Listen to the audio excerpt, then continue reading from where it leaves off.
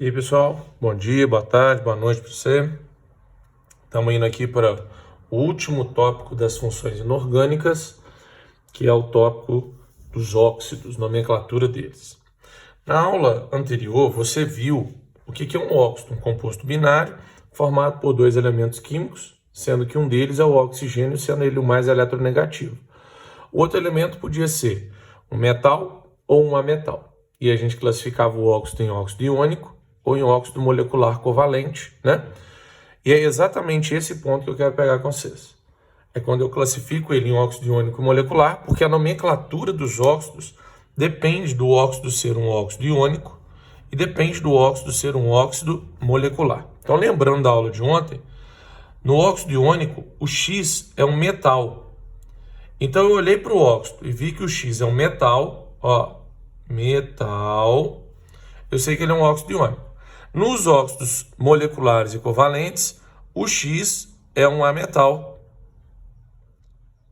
X é um ametal. Então, eu olhei para o X e vi que ele é um ametal, já sei que a nomenclatura dele vai ser do jeito de cá. É difícil, Gabriel? Não é. Não é. Quando o X é um óxido iônico, a gente vai escrever óxido de e o nome do elemento X. Simples assim. Por exemplo, eu tenho aqui o Na2O. Você sabe que ele é um óxido, porque só tem dois elementos, um deles é o oxigênio. Nome desse cara, óxido de sódio. Gabriel, por quê? Porque o sódio é um metal, ele é um óxido iônico, é só escrever o óxido de e o nome do elemento. Olha um outro exemplo, gente. O Al2O3 é o óxido de alumínio. Quem não conhece, essa é a alumina, também conhecida como bauxita. Né? Lá nas aulas de geografia fala-se muito da bauxita. É o óxido de alumínio, Al2O3. Olha o óxido que a gente viu ontem na calagem, ó, o CaO. Óxido de cálcio, que é conhecido como cal virgem, usada na calagem para poder fazer a neutralização de um solo ácido. Então, o óxido iônico é muito tranquilo, ele é igual a base, né? Hidróxido de o nome do elemento, o óxido iônico é óxido de o nome do elemento. Agora, você viu que eu escrevi aqui, ó, número romano para NOx, aqui no final? Para que isso? Você só vai escrever esse número romano, gente, para elementos que têm NOx variável. Variável. Quem são esses elementos? Vou escrever aqui embaixo, ó. Ferro, cromo, ouro, cobre, chumbo, estanho. Quando aparecem esses elementos aqui, olha o que acontece. Eu tenho o FeO e tenho o Fe2O3. O ferro é um metal, os dois então são óxidos iônicos. Então aqui ficaria óxido de ferro e aqui também ficaria óxido de ferro. Mas aí não pode, Gabriel, porque são dois elementos, dois compostos diferentes. Pois é, quando são dois compostos diferentes, como é que eu vou diferenciar um composto do outro, sendo que eu estou vendo que são substâncias diferentes? FeO e Fe2O3 são duas substâncias diferentes. Então o que eu vou fazer? Eu vou calcular o nóxido do ferro. O oxigênio é menos 2, o ferro é mais 2. Então eu vou vir aqui escrever óxido de ferro 2. Aqui embaixo, oxigênio é menos 2, ferro é mais 3. Então aqui eu vou escrever óxido de ferro 3. Sacou? Então, quando forem esses elementos, ó, tem outros, aqui são os principais que caem em prova.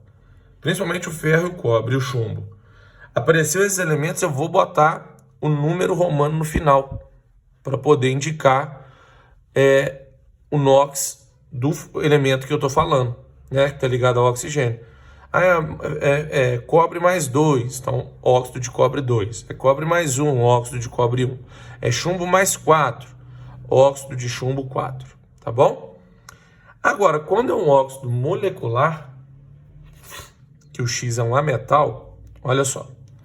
nós vamos usar um prefixo aqui, que nós não tínhamos nada disso quando o óxido é iônico. Vocês perceberam que eu botei um Azinho e um Bzinho aqui? Que indica a quantidade de átomos de oxigênio e a quantidade de átomos X. Esse prefixo aqui, pessoal, corresponde àquele Bzinho que está aqui embaixo. Ó. E esse prefixo está aqui, corresponde ao Azinho que está aqui embaixo.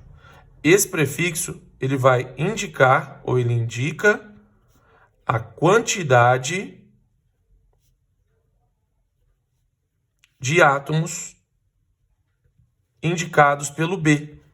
E a mesma coisa aqui, ó. Esse prefixo indica a quantidade de átomos de A, indicados pelo A. Quando eu tiver um átomo, eu vou escrever a palavra mono, ou o prefixo mono. 2 átomos é di, 3 átomos é tri, 4 átomos é tetra, 5 átomos é penta e por aí vai. Do lado de cá a mesma coisa. 1 é mono, 2 é di, 3 é tri, 4 é tetra e segue o baile. Só que o mono nós vamos omitir ele para o nome do elemento. Então fica prefixo mono, di, tri, tetra, óxido, de di, tri, tetra, o nome do elemento. O mono a gente não usa aqui. Então, por exemplo, esse cara aqui é famoso, ó. Tóxico, produzido lá no cano de descarga do carro. Ele é o monóxido. Por que monóxido? Porque ele tem um oxigênio. Então, monóxido, monooxigênio. Ele tem um carbono, Gabriel. Só que você não vai escrever monocarbono. Você vai escrever carbono apenas. Então, ele é um monóxido de carbono. Acabou. Vamos outro. Gás de efeito estufa, ó. CO2. 2 oxigênios de óxido de um carbono. Carbono apenas. Ó, óxido de chuva ácida. 3 oxigênios. Trióxido de... Só tem um enxofre. É enxofre. Gabriel, faz um diferente aí. Então tá, o N2O7. N2O5, desculpa, gente. N2O5.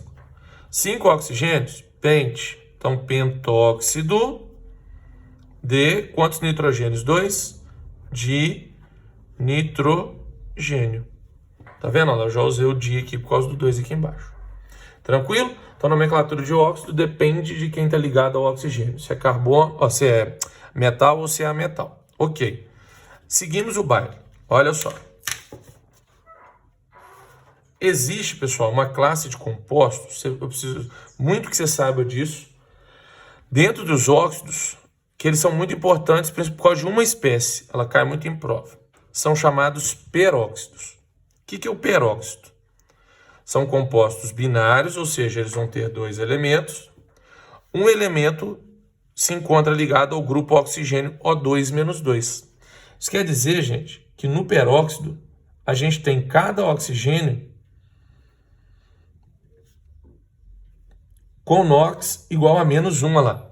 Cada oxigênio com NOx -1, o grupo todo passa a ter NOx -2. Estão vendo? Gabriel, mas qual que é a diferença disso? Como eu subi o NOx do oxigênio, no óxido do oxigênio era -2, no peróxido ele é -1, eu estou usando esse prefixo per, que ele indica aumento de NOx. A gente vai ver como fórmula geral YO2. Lembrando que aqui o NOx do oxigênio é -1. E esse X aqui pode ser qualquer elemento. Se ele for um cara da 1A, a fórmula do seu óxido vai ficar YO2O2. Por exemplo, o Na2O2. Se ele for um cara da 2A, você teria YO2. Por exemplo, o CaO2. Mas eu não acho que você deveria se preocupar com isso. A gente estuda peróxido por causa dessa substância aqui, ó.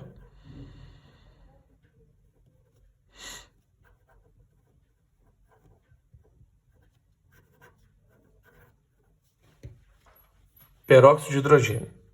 Ah, Gabriel, não conheço não. Conhece. Isso aqui é chamado de água oxigenada.